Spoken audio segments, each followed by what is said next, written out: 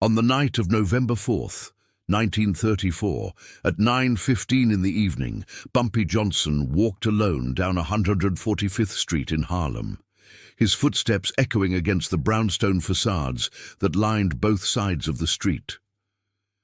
The autumn air carried the smell of roasted chestnuts from a street vendor's cart, mixed with the distant sound of jazz bleeding from the Cotton Club 3 blocks south.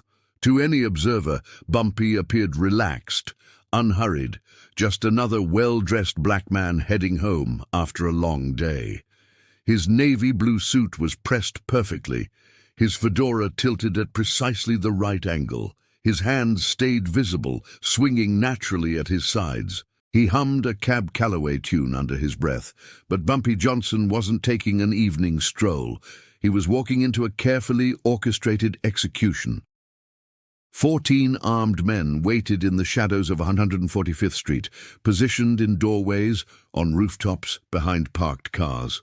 All 14 carried weapons. All 14 had been paid $500 each by Dutch Schultz to ensure that Bumpy Johnson didn't see sunrise.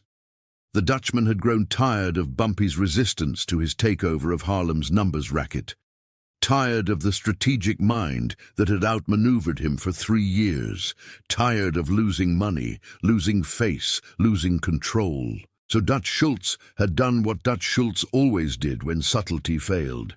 He deployed overwhelming force, 14 assassins against 1 man. It should have been a massacre. By 9:30 that evening, 3 bodies would lie bleeding on 145th Street, but none of them would be Bumpy Johnson, and the message sent that night would echo through New York's underworld for decades. This is the strategic analysis of how Bumpy Johnson turned Dutch Schultz's perfect trap into the Dutchman's worst nightmare. This is the study of intelligence over firepower, patience over panic, and psychological warfare at its deadliest. To understand what happened on 145th Street that November night, we must first understand the Harlem of 1934. The neighborhood was in the grip of what historians would later call the Harlem Renaissance's shadow years. The cultural explosion of the 1920s had given way to the economic devastation of the Great Depression. By 1934, unemployment in Harlem reached 60% among black residents. Families who had arrived from the South during the Great Migration, seeking opportunity and freedom, now struggled to feed their children. Evictions were daily occurrences, bread lines stretched for blocks. Into this economic desperation, the numbers racket provided one of the few paths to survival. The policy game, as it was known, was simple. Players bet pennies, nickels or dimes on 3-digit number combinations. Winners received odds of 600 to 1. The daily number was determined by the last 3 digits of that day's total handle at a specific racetrack, published in newspapers the following morning. It was gambling, yes, but for Harlem's poorest residents, it was also hope. A nickel bet could win $3. $3 could mean the difference between eviction and keeping your home. The numbers racket in Harlem generated approximately $3 million annually by 1934. That's roughly $60 million in today's currency. The operation employed thousands. Numbers runners collected bets from apartment buildings, barbershops, beauty parlors, churches. Collectors tabulated results. Bankers held the money and paid out winners. At the top of this ecosystem sat the controllers, the men and women who bankrolled the operation and took the profits. And in 1934, the most powerful controller in Harlem was Madame Stephanie St. Clair, known as Queenie. Bumpy Johnson was her chief enforcer, strategist, and protector, but Madame St. Clair and Bumpy Johnson weren't the only people who understood the profitability of Harlem's numbers game. Downtown, in the offices and backrooms controlled by New York's Italian and Jewish mobs, men like Dutch Schultz looked at Harlem and saw opportunity. The neighborhood was undefended territory as far as they were concerned. Black operators had no connections to Tammany Hall, No protection from the NYPD, no muscle to resist a coordinated takeover. The numbers racket in Harlem was, in Dutch Schultz's estimation, ripe for conquest. Arthur Flegenheimer, better known as Dutch Schultz, was 32 years old in 1934.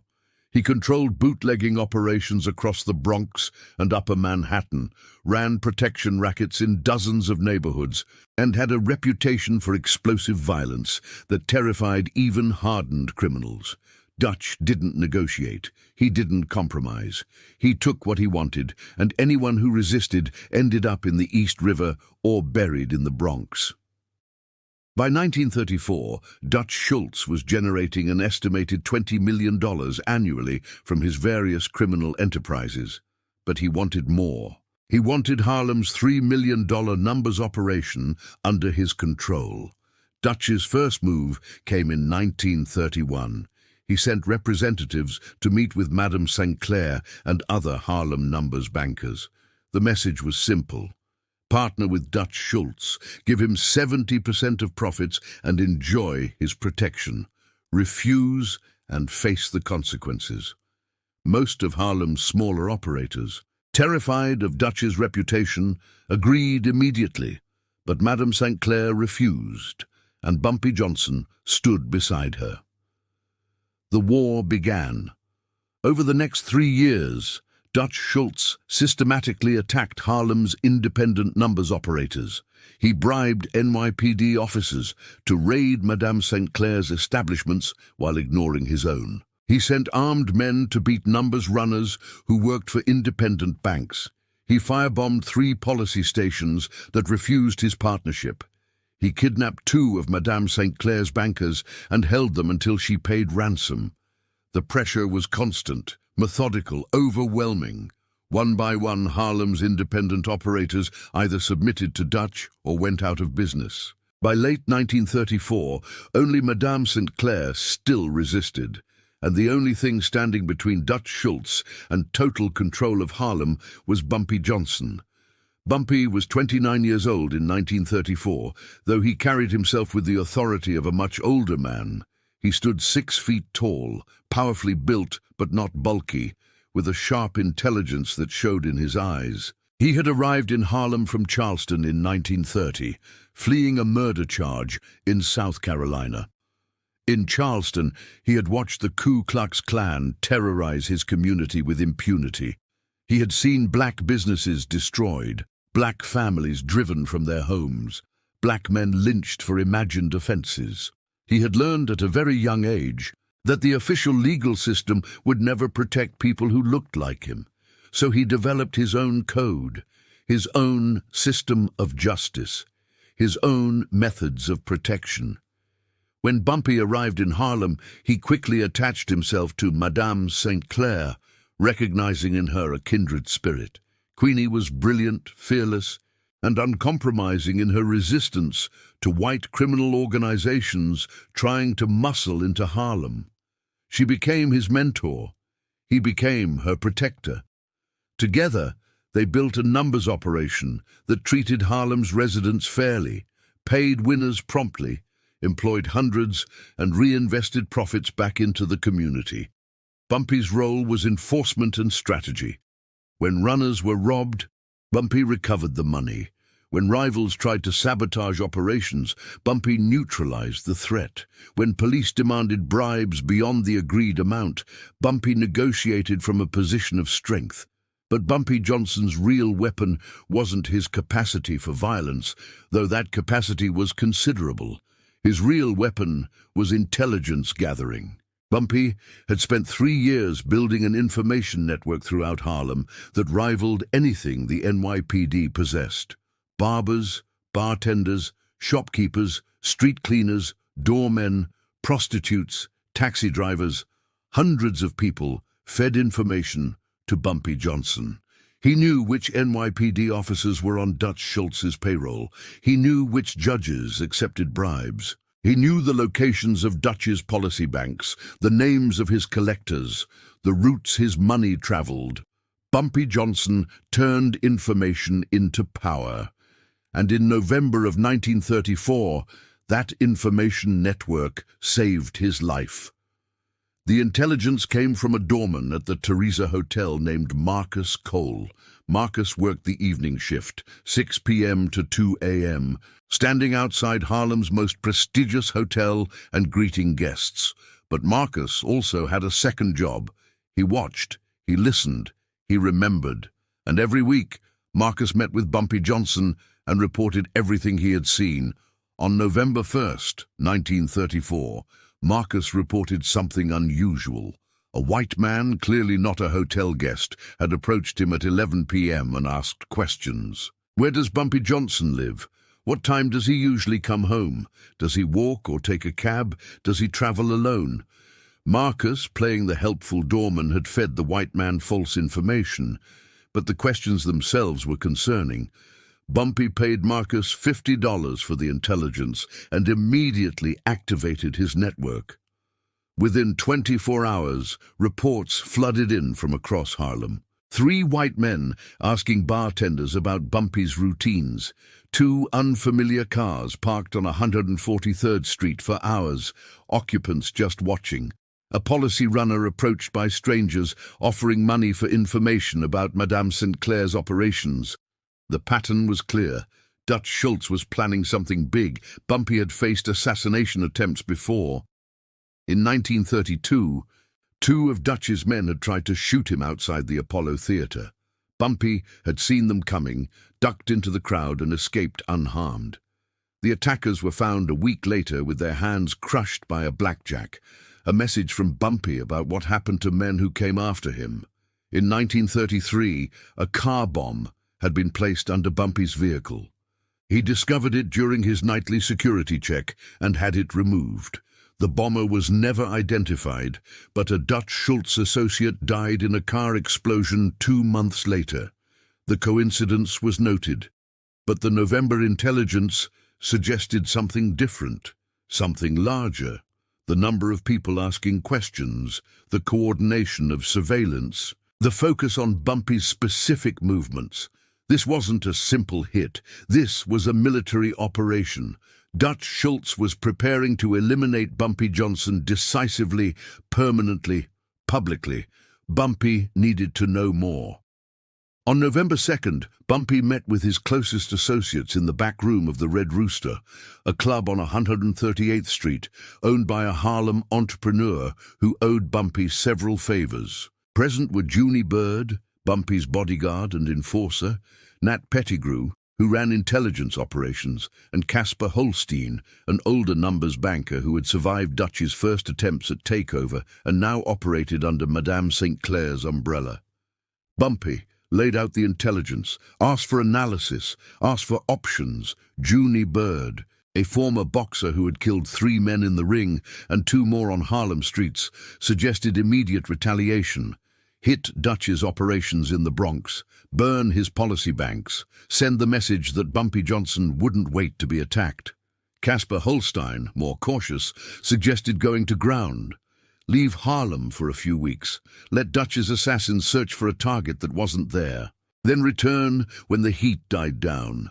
Nat Pettigrew suggested a third option, find out exactly what Dutch was planning, then turn the trap against him. Bumpy chose Nat's approach. But he needed more intelligence. He needed to know the when, the where, the how. He needed to identify the assassins before they struck. And for that, Bumpy needed to take a risk. He needed to make himself visible, predictable, vulnerable. He needed to bait the trap. Over the next 48 hours, Bumpy Johnson established a clear pattern. He left Madame St. Clair's office on Lenox Avenue every evening at 8:45. He walked east on 145th Street alone to his apartment on 7th Avenue. The walk took approximately 15 minutes. He passed the same storefronts, the same street corners, the same landmarks every night. He appeared unhurried, unguarded, oblivious to danger. And Bumpy knew with absolute certainty that Dutch Schultz's surveillance teams were watching every step. Meanwhile, Nat Pettigrew activated every intelligence source in the network. Informants watched for unfamiliar faces in Harlem. Taxi drivers noted out-of-state license plates. Hotel clerks reported guests who paid cash and avoided questions. Bartenders listened for accents that didn't belong. And on November 3rd, the intelligence network delivered. A bartender at a speakeasy on 141st Street reported 14 white men drinking heavily, talking about a job the following night. A rooming house owner on Amsterdam Avenue reported renting rooms to 8 men who spoke with Bronx accents and carried heavy bags. A garage attendant reported 3 stolen cars delivered to a warehouse on 144th Street, cars that would be untraceable after use. Bumpy assembled the intelligence like puzzle pieces: 14 assassins, weapons delivered to a warehouse, stolen getaway cars. Timeline. The following night.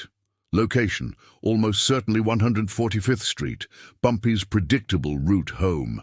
Method, ambush from multiple positions, overwhelming firepower, no chance of escape. Dutch Schultz had built the perfect trap. Overwhelming force positioned at exactly the right place and time to eliminate Bumpy Johnson. Any normal target would walk into that ambush and die within seconds. But Bumpy Johnson wasn't a normal target, and he had 72 hours to turn Dutch Schultz's perfect trap into a weapon. The strategy session began at midnight on November 3rd in the basement of a Lenox Avenue brownstone owned by Madame St. Clair. Present were Bumpy, Nat Pettigrew, Junie Bird, and 6 trusted enforcers. Madame St. Clair herself attended, unusual for a tactical planning meeting. The stakes demanded her presence. If Bumpy died tomorrow night, Dutch Schultz won. Harlem's independent numbers operation ended. The community lost its protection. Everything they had built would be destroyed. Bumpy outlined the intelligence: 14 assassins, positions likely spread across 145th Street between Lenox and 7th Avenue, covering both sides of the street: rooftops, doorways, parked cars, overwhelming crossfire, escape routes blocked. The ambush was designed to kill him in seconds and scatter before NYPD could respond. It was, Bumpy admitted, an excellent plan. Tactically sound, well-resourced, properly coordinated. If Bumpy walked into that ambush unaware, he would die. No question. But Bumpy had no intention of walking into the ambush unaware. Instead, he proposed turning the entire operation into a demonstration, a message, a lesson that would echo through New York's criminal underworld for years. Dutch Schultz believed that numbers equaled victory, that 14 armed men were unstoppable, that Bumpy Johnson alone was helpless against overwhelming force. Bumpy would prove Dutch wrong in the most devastating way possible. He would walk into the ambush exactly as expected. And he would walk out alive while Dutch's assassins fled in terror. Not through firepower, through psychology. The plan was elegant in its simplicity. Bumpy would keep his routine exactly as established. He would leave Madame St. Clair's office at 8:45. He would walk down 145th Street alone. He would appear vulnerable, unaware, an easy target. The assassins would watch him approach, weapons ready, fingers on triggers. They would wait for the signal to fire. And at the moment of maximum tension, maximum commitment, Bumpy would shatter their certainty with 6 words delivered at exactly the right moment. But for the plan to work, Bumpy needed several critical elements in place. First, he needed to identify the exact positions of all 14 assassins before the ambush began. Second, he needed to know which assassin was the coordinator, the one who would give the signal to fire. Third, he needed insurance, backup position to intervene if psychology failed and bullets started flying. Fourth, he needed an escape route that Dutch's planners wouldn't anticipate. And fifth, he needed perfect timing, 1 second too early or too late, and the psychological warfare became a bloodbath. Nat Pettigrew took responsibility for mapping assassin positions. On November 4th, starting at dawn, Nat and his intelligence team canvassed 145th Street, disguised as city inspectors checking water mains. They knocked on doors, examined rooftops, checked basements, all while memorizing the physical layout. By noon, Nat had identified 8 positions that offered clear lines of fire at street level and rooftop level. These would be where the assassins positioned themselves. Nat sketched a detailed map showing firing angles, blind spots, and the kill zone, where crossfire would be most intense. Junie Bird handled backup and escape routes. He positioned 6 armed men in an apartment building on 146th Street, parallel to 145th. If shooting started, they would provide covering fire from an unexpected angle, while Bumpy retreated through a prearranged door. Junie also identified 3 basement connections between buildings on 145th Street that would allow Bumpy to disappear underground if necessary. The getaway route led through connected basements to a garage on 144th Street, where a car and driver waited. If Bumpy needed to vanish, he could be blocks away within 90 seconds, but Bumpy didn't plan to need the escape route. He planned to walk down 145th Street, confront Dutch's ambush, and walk away unharmed through pure psychological dominance. For that, he needed to identify the coordinator. Nat's team watched the 144th Street warehouse throughout November 4th. At 6 p.m., 14 men emerged. 13 carried weapons openly. The 14th, an older man in an expensive suit, carried nothing but gave instructions. That was the coordinator. Nat photographed him from a distance. Bumpy studied the photograph and committed the face to memory. At 7 p.m., the 14 men moved into position on 145th Street. Nat's team, now dressed as street vendors and homeless men, watched from safe distances and confirmed positions. 4 assassins on rooftops, 2 on each side of the street, 6 in doorways and alleys at street level, 3 inside parked cars with engines running. The coordinator positioned himself in a second-floor window overlooking the entire street, where he could signal all assassins simultaneously. The kill zone extended from the corner of Lenox Avenue to halfway down the block. Bumpy would enter at Lenox and walk directly into the crossfire. At the coordinator's signal, 14 weapons would fire simultaneously. Death would be instantaneous, except Bumpy Johnson knew exactly where every assassin waited. He knew the coordinator's position, he knew the signal system, he knew the escape routes and backup plans. Dutch Schultz had spent a week setting up the perfect ambush, but Bumpy Johnson had spent 72 hours turning that ambush into theater, a stage where he would demonstrate that intelligence defeated firepower, that information was power, that 14 armed men meant nothing if the target controlled the narrative. At 8:45 p.m. on November 4th, 1934, Bumpy Johnson left Madame St. Clair's office on Lenox Avenue and began walking east toward 145th Street. He wore his navy blue suit, fedora, and carried nothing in his hands. To any observer, he appeared exactly as he had the previous 3 nights. Unhurried, unguarded, vulnerable, the perfect target. From his second-floor window, the coordinator watched Bumpy approach. He signaled the rooftop assassins. Ready. He signaled the doorway teams. Ready. He signaled the car teams. Ready. 14 weapons aimed at the kill zone, 14 fingers on triggers. The coordinator watched Bumpy cross Lenox Avenue and turn onto 145th Street. 30 seconds until Bumpy entered maximum crossfire. 20 seconds. 10 seconds. The coordinator raised his hand to give the final signal. Bumpy Johnson stopped walking. He stood in the exact center of the kill zone, equidistant from assassins on all sides. He tilted his head back and looked directly at the second-floor window where the coordinator watched. Then Bumpy smiled. Not a nervous smile, not a defiant smile, a knowing smile. And he spoke 6 words in a voice loud enough to carry across the silent street. "Hello, Vincent. Dutch sends his regards." The effect was immediate and devastating. Vincent Cole, Dutch Schultz's most trusted lieutenant and the coordinator of this ambush, froze. How did Bumpy know his name? How did Bumpy know he was there? The ambush was supposed to be secret, perfectly planned, impossible to detect. But Bumpy Johnson stood in the kill zone, speaking Vincent's name like they were old friends meeting for coffee. The psychological impact rippled through every assassin on 145th Street. If Bumpy knew the coordinator's name and position, what else did he know? Did he know all their positions? Was this a counter-ambush? Were they the targets now instead of him?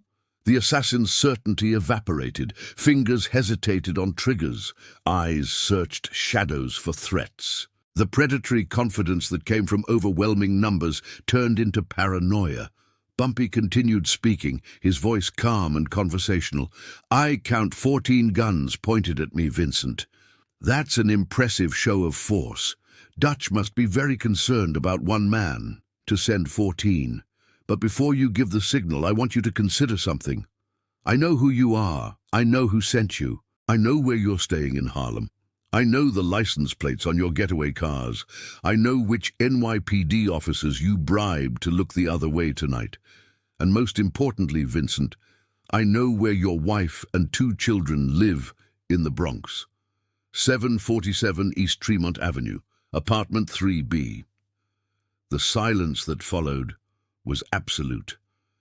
Vincent Cole stared down at Bumpy Johnson, his hand still raised to give the firing signal but paralyzed. Bumpy had just demonstrated total information superiority. He knew everything about this operation, everything about the people involved, everything about their vulnerabilities. If Bumpy died tonight, his organization would destroy Vincent Cole's family in retaliation. Vincent knew it. Every assassin on that street knew it. The trap had reversed. Bumpy took 2 steps forward, deeper into the kill zone. Here's what happens now, Vincent. You and your 14 men are going to leave Harlem. You're going to tell Dutch Schultz that Bumpy Johnson knows everything, every cop you bribed, every car you stole, every position you scouted. Tell him that killing me won't end this war. It will escalate it in ways he can't imagine. Tell him that Harlem protects its own, and tell him that I'm giving you all 60 seconds to disappear before my people arrive." It was a bluff. Bumpy had backup positioned, yes, but not enough to win a firefight against 14 armed men. But Vincent Cole didn't know that. None of the assassins knew that. All they knew was that their perfect ambush had somehow become a trap, that the target knew everything, that their families were vulnerable to retaliation. The psychological pressure was unbearable. Vincent Cole lowered his hand. He turned from the window and disappeared into the apartment. Within seconds, assassins began abandoning their positions. Rooftop shooters climbed down fire escapes. Doorway teams melted into alleys. Car engines started. By the time Bumpy Johnson counted to 60, 145th Street was empty, except for 3 men who hesitated too long. These 3, younger and less experienced than the others, had positioned themselves in a doorway on the north side of the street. They had watched Bumpy's psychological warfare with growing confusion. Were they supposed to shoot or retreat? The coordinator had vanished without giving orders. The other assassins had fled, but the target still stood in the open, seemingly vulnerable. One of the 3, a 22-year-old enforcer from the Bronx named Tommy Delaney, decided to salvage the operation. He stepped from the doorway, raised his weapon, and aimed at Bumpy Johnson. Bumpy didn't move. He looked directly at Tommy Delaney and spoke quietly. "You have 3 seconds to reconsider that decision, son. 3, 2. Tommy Delaney's finger tightened on the trigger. From a rooftop across the street, Junie Bird's rifle fired once. The bullet struck the doorframe 6 inches from Tommy's head, spraying wood splinters across his face. Tommy stumbled backward, dropping his weapon. His 2 companions ran. Tommy followed seconds later, leaving his gun in the gutter. Bumpy Johnson walked forward, picked up the abandoned weapon, and continued his walk to 7th Avenue as if nothing had happened. Behind him, 145th Street remained silent and empty. The perfect ambush had collapsed without a single casualty. Dutch Schultz's 14 assassins had fled in terror from one unarmed man. The message was sent. Intelligence defeated firepower. Psychological warfare defeated overwhelming force. Bumpy Johnson was not a target. He was the trap. The aftermath of November 4th unfolded across several days and revealed the full extent of Bumpy's strategic thinking. The immediate response came from Dutch Schultz himself. On November 5th, the Dutchman received Vincent Cole's report and reportedly smashed every piece of furniture in his office. He had spent a week planning the perfect assassination, deployed his most trusted lieutenant, committed 14 armed men, and achieved nothing except humiliation. Bumpy Johnson had turned Dutch's ambush into a demonstration of power that made Dutch look weak, incompetent, outmaneuvered. In the criminal underworld, reputation was currency. Dutch Schultz's reputation had just taken a devastating hit, but the consequences extended beyond Dutch's wounded pride. Within 48 hours of the failed ambush, 3 of Dutch's Numbers banks in the Bronx were robbed by unidentified gunmen. The robberies were surgical, perfectly timed, executed with the kind of intelligence that suggested insider information. Dutch lost approximately $50,000 in those raids. He suspected Bumpy immediately, but couldn't prove it. More importantly, he couldn't stop it. If Bumpy's intelligence network extended into the Bronx, into Dutch's own territory, then nowhere was safe. The NYPD officers who had accepted bribes to ignore the ambush also faced consequences.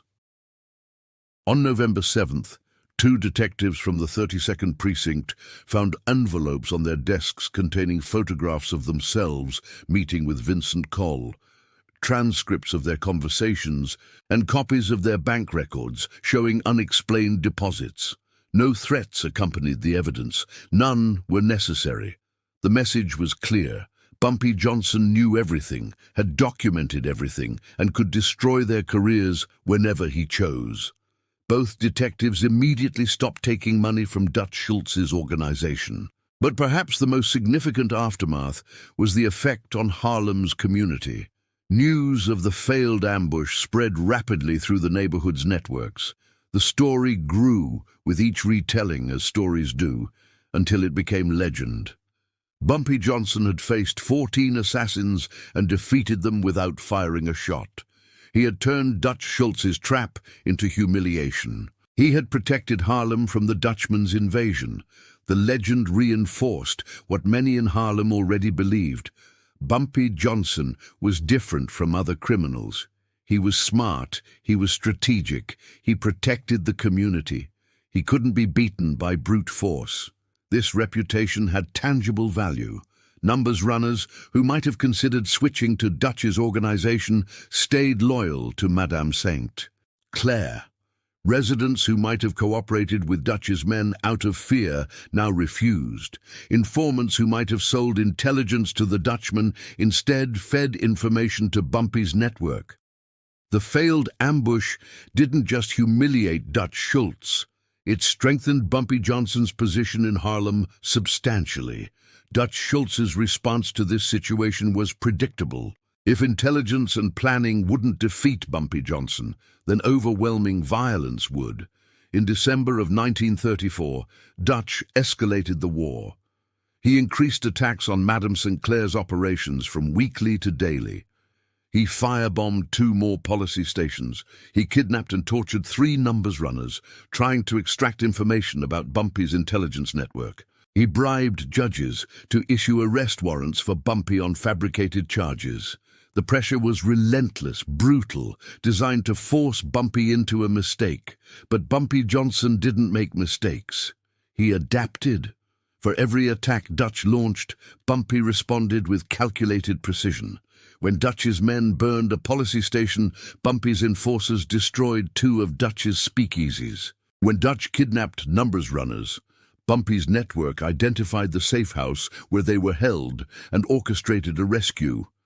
When corrupt judges issued warrants, Bumpy disappeared into Harlem's labyrinth of safe houses and continued operating from hiding. The war continued through winter into spring of 1935. But the failed ambush on 145th Street had fundamentally changed the dynamics. Before November 4th, Dutch Schultz believed he could take Harlem through force. After November 4th, he realized force alone wouldn't work. Bumpy's intelligence network was too sophisticated. His psychological warfare was too effective. His support in the community was too deep. Dutch needed a different approach. That different approach came in March of 1935, when Dutch Schultz made peace overtures to Lucky Luciano, the rising power in New York's Italian mob. Luciano had been watching the Harlem War with interest. He recognized that Dutch's aggressive tactics were drawing unwanted attention from federal prosecutors and making all of New York's organized crime more vulnerable. Luciano suggested a different strategy. Instead of fighting Bumpy Johnson, work with him. Propose a partnership that gave Bumpy and Madame St. Clair autonomy in Harlem while paying tribute to the larger mob organization. Everyone makes money. No more war. No more federal attention. Dutch Schultz rejected the proposal. His pride wouldn't allow compromise with a black gangster who had humiliated him. Instead, Dutch doubled down on violence, and that decision, historians would later argue, sealed his fate. On October 23, 1935, Dutch Schultz was murdered in a restaurant in Newark, New Jersey. The killers were never officially identified, but the murder was widely attributed to Murder, Inc., thus the enforcement arm of the National Crime Syndicate. Lucky Luciano had reportedly ordered the hit because Dutch's violence and refusal to cooperate threatened the entire organization. Bumpy Johnson's role in Dutch Schultz's death remains debated. Some historians argue Bumpy had no direct involvement. Dutch made enough enemies that his murder was inevitable. Other historians suggest Bumpy provided intelligence to Luciano's organization about Dutch's vulnerabilities, essentially pointing the gun without pulling the trigger. Bumpy himself never commented publicly, but after Dutch's death, Lucky Luciano reached out to Bumpy with the partnership proposal Dutch had rejected. Bumpy agreed. Madame St. Clair maintained control of Harlem's numbers operation. Bumpy continued as her enforcer and strategist. The Italian mob received a percentage of profits. The war ended. The strategic lessons from the 145th Street ambush extended far beyond one night in 1934. Bumpy Johnson had demonstrated principles that military strategists would recognize immediately. Sun Tzu wrote in The Art of War, "All warfare is based on deception. When able to attack, we must seem unable. When using our forces, we must seem inactive." Bumpy had appeared vulnerable while actually controlling every element of the ambush. He had seemed passive while actively gathering intelligence and preparing psychological warfare. He had won without fighting, which Sun Tzu identified as the supreme excellence. Bumpy also demonstrated the power of information asymmetry. Dutch Schultz believed he had perfect intelligence. Bumpy's routine, Bumpy's route, Bumpy's vulnerability. But Bumpy possessed superior intelligence. The location of every assassin, the identity of the coordinator, the backup plans, the vulnerabilities of everyone involved. This information asymmetry gave Bumpy the ability to control the narrative and dictate outcomes. In modern military terminology, Bumpy achieved information dominance, and information dominance translated into battlefield dominance. The psychological warfare Bumpy employed was equally sophisticated. By speaking Vincent Cole's name and revealing detailed personal information, Bumpy shattered the assassin's confidence and certainty. He introduced doubt, fear, and paranoia into a group of men who moments earlier had been confident predators. He reversed the power dynamic instantly and completely.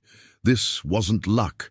This was calculated psychological manipulation based on deep understanding of human motivation and fear responses. Bumpy knew that mentioning the coordinator's family would create more hesitation than any threat of personal violence. He weaponized that knowledge perfectly. But perhaps the most important lesson from 145th Street was the value of community support. Bumpy's intelligence network only existed because hundreds of Harlem residents trusted him enough to share information. They trusted him because he had proven repeatedly that he protected the community. He paid fair prices for numbers bets. He employed local people. He reinvested profits in Harlem. He stood against outside forces trying to exploit the neighborhood. This community support was Bumpy's greatest strategic asset, and he had earned it through consistent action over years. No amount of money could buy what Bumpy had built through trust. The question remains, was Bumpy Johnson a hero or a criminal? The answer is complex and depends on perspective. Legally, Bumpy was absolutely a criminal. He ran illegal gambling operations. He employed violence, he corrupted law enforcement, he broke laws regularly and without remorse. From the perspective of legal authorities, Bumpy Johnson was a dangerous felon who deserved prosecution and imprisonment. And indeed, Bumpy spent significant portions of his life in prison for his crimes. But from the perspective of Harlem's black community in the 1930s and 40s, Bumpy Johnson was something else entirely. He was a protector. He was a provider of opportunity. He was resistance against white criminal organizations that viewed Harlem as territory to exploit. He was, in many ways, the only authority figure in Harlem who consistently defended black interests against outside threats. The legal system that labeled Bumpy a criminal was the same system that enforced segregation, allowed lynching, and denied black Americans basic rights and protections. In that context, Bumpy's criminality becomes more complicated, more nuanced. This isn't to glorify or excuse criminal behavior. Bumpy Johnson participated in an illegal gambling operation that caused financial harm to some participants. He employed violence that resulted in injury and death. He corrupted systems that should have operated impartially. These actions had real victims and real consequences, but understanding Bumpy requires understanding the context in which he operated. In a society that systematically denied opportunities to black Americans, that enforced poverty through discrimination, that refused to protect black communities from violence, the numbers Racket represented one of the few economic opportunities available. And Bumpy Johnson represented one of the few forces willing to defend that opportunity against predatory outsiders. The events of November 4th, 1934, crystallized this complexity perfectly. Dutch Schultz, a white criminal with connections to corrupt police and judges, attempted to take over a black-operated business through overwhelming violence. Bumpy Johnson, using intelligence and strategic thinking rather than firepower, defended that business and protected the community that depended on it. Was this crime? Yes. Was this also resistance against exploitation? Also yes. Both things can be true simultaneously. Bumpy Johnson died on July 7, 1968, of a heart attack in Harlem. He was 62 years old. He had spent more than 30 years at the center of Harlem's criminal underworld, surviving wars with Dutch Schultz, Lucky Luciano, and the Genovese crime family. He had served multiple prison sentences, including time in Alcatraz. He had witnessed the Harlem Renaissance, the Great Depression, World War II, the Civil Rights Movement, and the rise of black power. He had befriended Malcolm X and mentored Frank Lucas. He had become a legend, but on the night of November 4th, 1934, Bumpy Johnson was 29 years old, facing 14 assassins on 145th Street, armed with nothing but intelligence and psychological warfare. He could have fled. He could have gone to ground and waited for the threat to pass. Instead, he walked into the trap and transformed it into a demonstration of strategic brilliance that would be remembered for decades. He proved that numbers don't guarantee victory. That overwhelming force can be defeated by superior intelligence. That psychological warfare, properly executed, is more powerful than any weapon. This is why we study Bumpy Johnson's story, not to glorify crime, but to analyze decision-making under extreme pressure, not to celebrate violence, but to understand how intelligence defeats force, not to ignore moral complexity, but to examine it honestly. Bumpy Johnson operated outside the law in a society that used law to enforce oppression. He employed violence in a context where violence was the only language that power understood. He built an illegal empire that also protected a vulnerable community. These contradictions don't resolve neatly. They force us to think critically about justice, power, legality, and morality. The strategic principles Bumpy demonstrated on 145th Street remain relevant today. Information superiority creates decision advantage. Psychological warfare can achieve objectives that physical warfare cannot. Community support provides resilience that money can't buy. Patience and preparation defeat impulsive aggression. These lessons apply in business, in politics, in military strategy, in personal conflict. The specifics of Bumpy's story belong to Harlem in 1934, but the principles are universal and timeless. Was what Bumpy did on November 4th justice? Was it survival? Was it theater? Perhaps it was all three.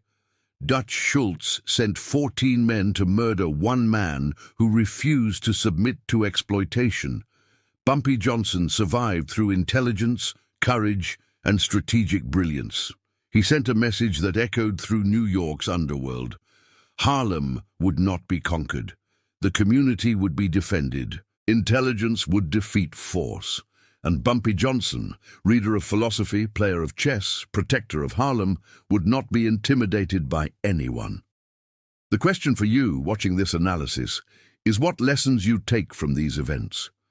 Do you see a criminal who deserved prosecution, a community defender who had no other options, a strategic genius worth studying, a morally complicated figure who resists simple categorization? All of these perspectives have validity. History is rarely simple. The people who make history are rarely purely heroic or purely villainous. Bumpy Johnson was human, brilliant and flawed, strategic and violent, protective and criminal. Understanding him requires holding multiple truths simultaneously. On a cold November night in 1934, one man faced 14 assassins on a Harlem street and walked away unharmed.